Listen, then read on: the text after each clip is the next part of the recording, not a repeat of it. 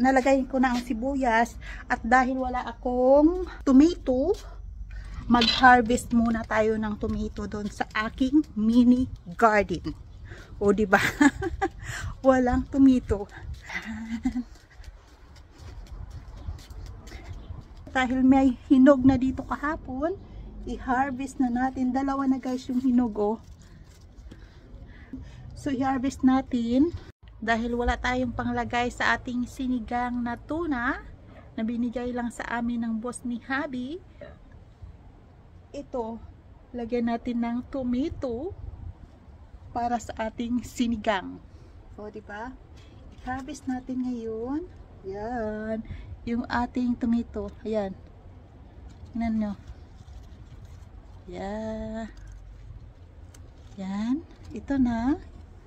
At saka ito, yung isa. Dalawa ang harvestin natin. Kasya na yan dun sa aking sinigang na tuna. Yan. Yan, oh. Yan. O, diba? Tara, samahan nyo ako at magluto na naman tayo. Ito, marami na naman siya. Nag-yellow naman siya, guys, oh. Yan. Pwede na yan ma-harvest sa next week. Ito, yung mga tomato kong matataba talaga. Yan, pakarami talaga yan dyan.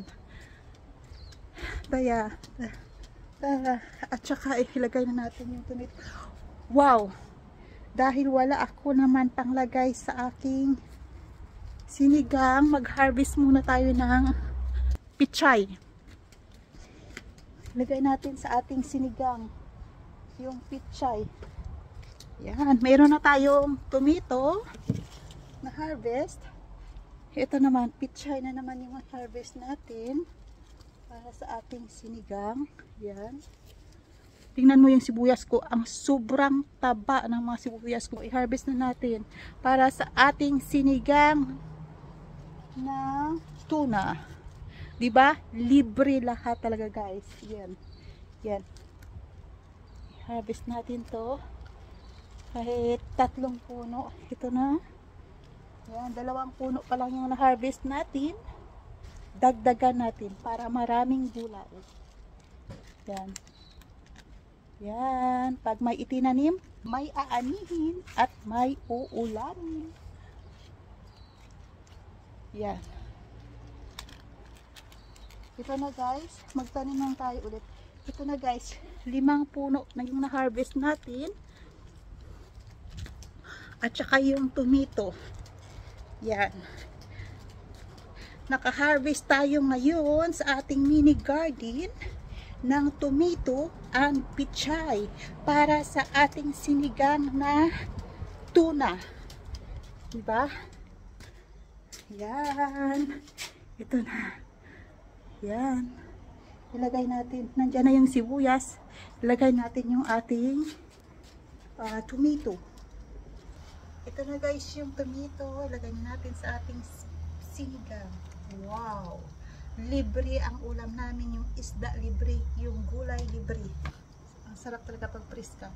Yan, hugasan muna natin. Ilagay natin yung ating tuna. Yan, sarap to. Yan, tuna.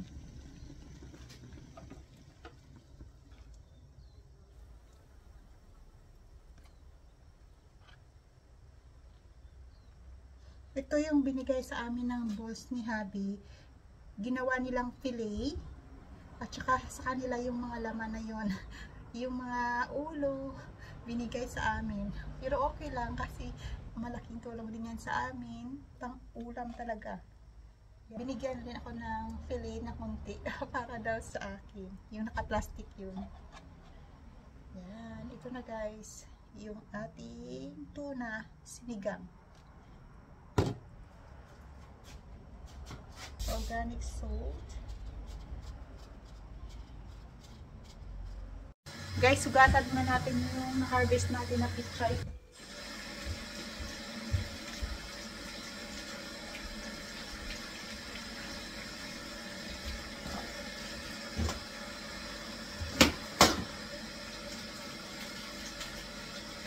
Ito na, guys, yung aking gulay.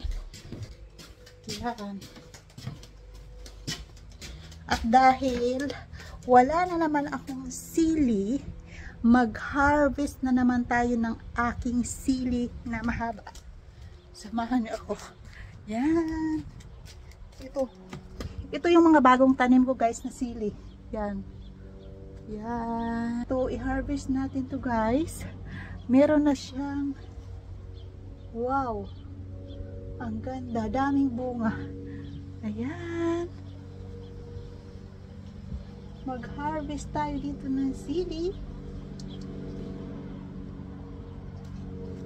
Ito na guys, yung ating sili. Diba? Tara, magluto. Balik na tayo sa ating niluluto dun. Ito, libre lahat. Yung ating pichay. And then, sili. Unang harvest ng sili namin guys. Yan. O, diba? Maanghang to na sili. First harvest ng aking sili.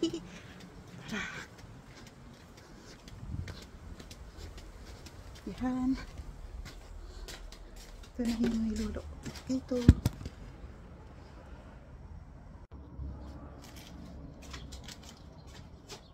Lagyan na natin ng sinigang guys. Sinigang mix. Yan. Lagyan natin.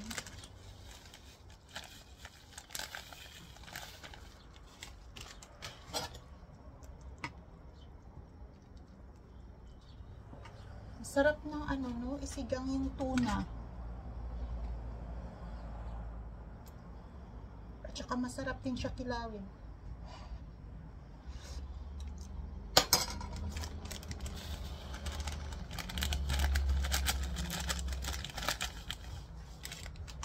Yan. Ulo lang ng tuna pero ang sarap isigang.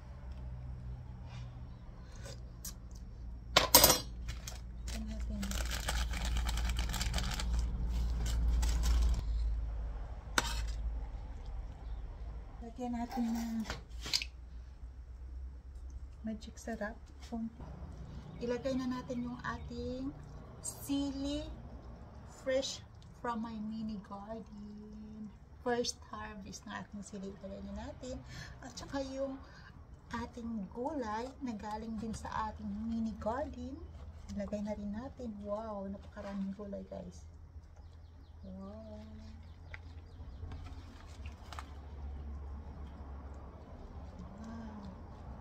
Sarap pag maraming gulay. Diba guys? Libre lahat yung ulam natin ngayon. Yung isda libre, yung gulay libre. Haluin natin guys yung ating sinigang.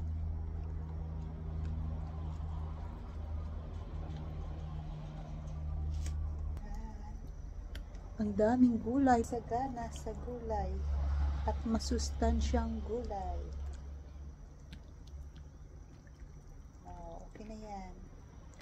Ito na guys yung aking sinigang na tuna. Wow, sinigang na tuna. Libre yung ulam namin ngayon. Ito yung aking isda. Yan, sa ilalim. Bye! Thank you for watching my sinigang na tuna. Kain muna kami.